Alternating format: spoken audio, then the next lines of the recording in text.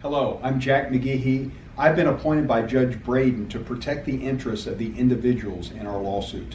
Last Thursday, we had all the government lawyers in our office. We had the chief trial lawyer, we had her boss, and the acting assistant attorney general of the United States. And we proposed a plan that's going to keep this case on a rocket docket. We are trying to get a trial date in 2018, which is unheard of in a case of this magnitude. I just want you to know we're working hard and we're working fast, and we're real pleased with the way things are going. Now let's hear some details about the case.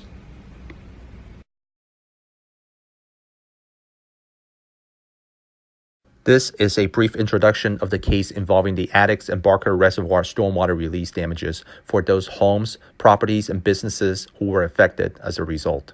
First off, Hurricane Harvey. On August 25, 2017, Hurricane Harvey reached Houston, Texas. It brought about significant rain and flooding to the city. The stormwater quickly filled up 2 reservoirs in the city. This is a map of the west side of the city of Houston. The dark green area on the upper left-hand corner is the Addicks Reservoir, and the dark green area on the lower left-hand corner is the Barker Reservoir. These 2 reservoirs were built in the 1940s. They were dry reservoirs. They were designed to hold storm waters in a significant rain event such as Hurricane Harvey to prevent further damage to the city and downtown Houston. These 2 reservoirs are owned and operated by the U.S. Army Corps of Engineers. By August 27, 2017, the Army Corps of Engineers announced that it will be opening the floodgates to release stormwater. This was done via a tweet dated August 27 at 11:36 p.m. And shortly thereafter, areas upstream and downstream of the 2 reservoirs became flooded. Thousands upon thousands of homes, properties, and businesses became flooded, not because of Hurricane Harvey itself, but because of the decision that was made.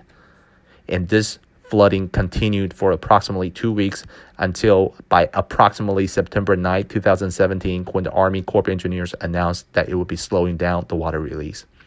And to be sure, we're not trying to criticize the Army Corps of Engineers. After all, it had concern for the potential population and potential economic consequences at risk in the city of Houston.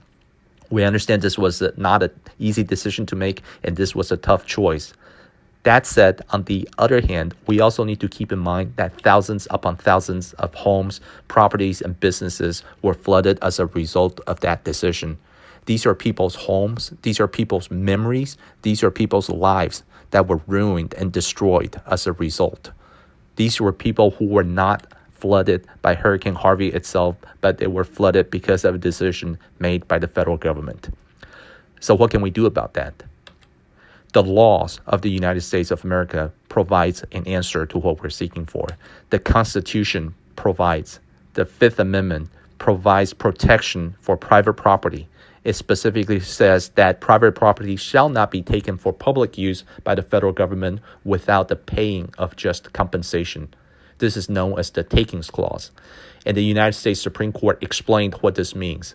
The Takings Clause is designed to bar certain people from having to bear the greater public burden and greater public good, which in all fairness and justice shall be borne by the public as a whole.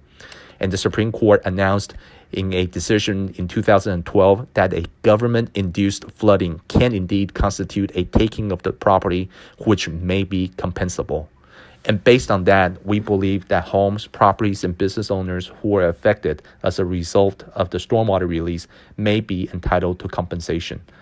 The goal of the Takings Clause is to measure the damages and to try to put the home, property, and business owners to as good a position as this person would have had this taking never took place. There are a number of elements of damages, such as the cost to repair the property, the loss of personal property within, diminished market values, and other items. There are currently multiple cases pending before the United States Court of Federal Claims, presided by Judge Susan G. Braden and Judge Charles F. Littell. We believe that if your property was affected as a result of stormwater release, you should utilize and exercise the right that's been given to you by the Constitution. Take action, consult with an attorney, and see if you have a case.